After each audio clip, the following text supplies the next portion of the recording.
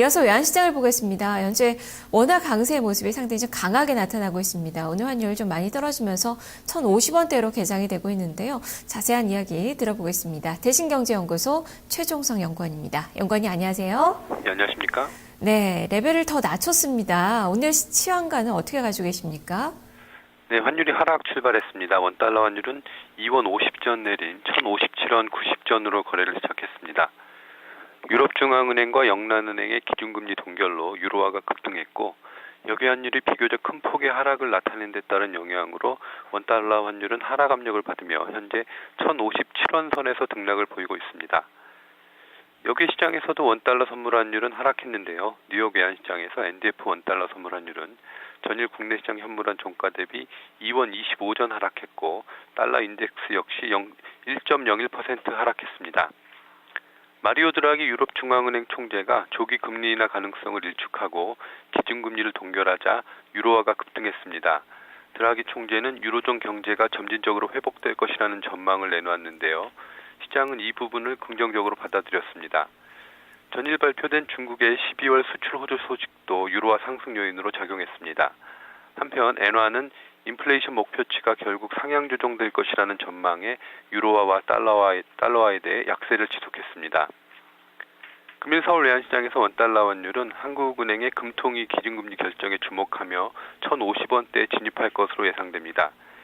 올해 처음으로 열리는 한국은행의 금융통화위원회에 시장의 이목이 집중되고 있는데요. 기준금리 인하가 결정될 경우 원달러 환율에 단기 반등이 나타날 것으로 보입니다.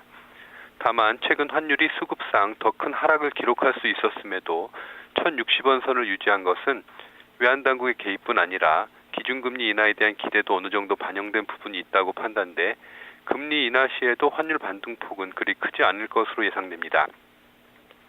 유럽중앙은행이 만장일치로 기준금리 동결을 결정하고 중국의 경제 지표가 호조를 보이는 등 대외 요인들은 환율 하락에 우호적인 상황이며 이를 반영해 여기 환율은 1,050원대 후반에 진입했습니다. 금일 원달러 환율은 그동안 강력한 지지선으로 작용한 1,060원 선에 대한 하향 돌파를 시도해 1,050원대 중후반에서 주 거래 레벨을 형성할 것으로 예상되는 가운데 금일 환율의 예상 거래 범위는 1,055원에서 1,063원 사이가 될 것으로 전망됩니다. 네, 1,050원대 안착을 이제는 생각을 해봐야 되는 건가요? 네, 그렇습니다. 지금 글로벌 유동성 공급에 따른 선순환이 일어나서 대외적인 요인들이 달러와 약세, 원화 강세에 우호적이고 중국의 12월 수출 실적 호조라든지 국내 경상수지 흑자 지속 등의 재료들이 있기 때문에 원화 강세 기조에 따라서 1,050원대에서 주 거래 레벨이 형성될 것으로 예상됩니다. 예, 알겠습니다. 말씀 잘 들었습니다. 감사합니다. 네, 금통위의 영향력은 외환시장에서도 이미 선 반영이 됐다라는 측면에서 크게 영향을 미치지는 않을 것을 보이는데요. 그래도 10시 이후에 움직임들 외환시장도 더 체크를 좀 해봐야 될 필요성은 좀 있어 보이네요. 대신경제연구소 최종성 연구원이었습니다.